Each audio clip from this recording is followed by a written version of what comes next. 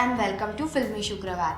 या वीकेंडला थिएटरची ती भली मोठी स्क्रीन गाजवायला येणार आहे एक भक्कम अशी गंगूबाई नॉन मॅट्रिक.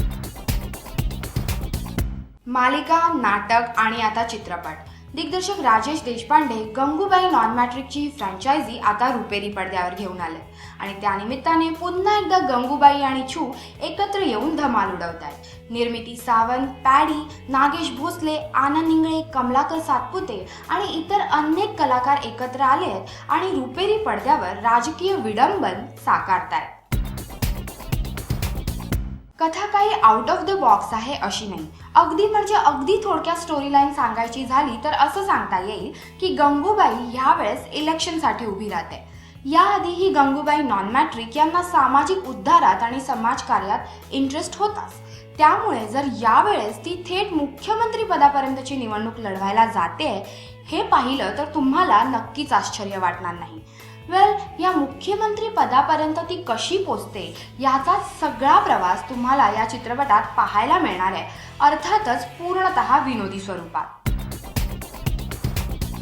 सध्याच्या बलात्कार, भ्रष्टाचार, महागाई या गोष्टींमुळे आपण खूप वैतागलेलो आहोतच आणि तशातच गंगूबाई एक अँग्री यंग वुमन बनून तुमच्या समोर येते आणि त्यानंतर या सगळ्या गोष्टींच्या विरोधात ती उभी राहते. अर्थातच हे सर्व पाहणं पडद्यावर नक्कीच एक सुखद अनुभव ठरतो, परंतु या पलीकडे जाऊन चित्रपट वेगळं असं काहीच ऑफर करत नाही.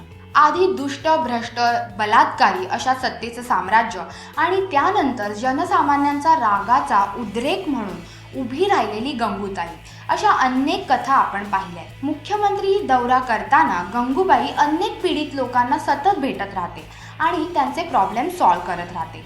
हे सर्व साकारेपर्यंत चित्रपटामध्ये भरभरून ड्रामा दिसून येतो. शिवाय चित्रपटात काही मस्त ट्विस्ट अँड टर्न्स, काही वेगळे इफेक्ट्स आहेत असंही नाही. जे काय पाहायला मिळतं ते गंगूताईंनी आणलेलं एक सुंदरसं रामराज्य. काही एक्स्ट्रा ऑर्डिनरी संगीत देता येईल असा काही स्कोप इथे दिसत नव्हता. त्यामुळे शैलेंद्र बर्वे यांचं संगीतही अगदी ओकेच झालंय. दुसरी गोष्ट म्हणजे विनोद साकारण्यात चित्रपटात बराच वेळ गेलाय. त्यामुळे राजकारण चित्रपट असूनही राजकारणातली जी काही कटकारस्थानं इथे असतात ती बहरण्यास चित्रपटात पुरेसा वेळ मिळालेला नाहीये. गंगूबाई आणि छू ही दोन कॅरेक्टर जर तुमची ऑल टाईम फेवरेट होती आणि जर तुम्ही त्यांना टीव्हीवर एन्जॉय केलाय तर नक्की सिल्वर स्क्रीनवर जाऊन तुम्ही त्यांना एन्जॉय करू शकता. एक निव्वळ मनोरंजन आणि एक निखळ विनोद नक्की देईल असा हा सिनेमा आहे.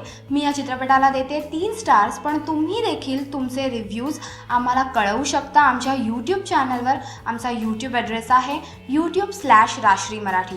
त्याचप्रमाणे तुम्ही आम्हाला फेसबुक आणि Google+वरही जॉईन करून तुम्ही तुमचे रिव्ह्यूज आणि कमेंट्स आमच्यापर्यंत पोहोचवू शकता. तर हा होता आजचा चित्रपट. पुन्हा नवीन चित्रपट असेलच आणि त्याच्या रिव्ह्यूसोबत आपण पुन्हा भेटूच. तोपर्यंत गुड बाय.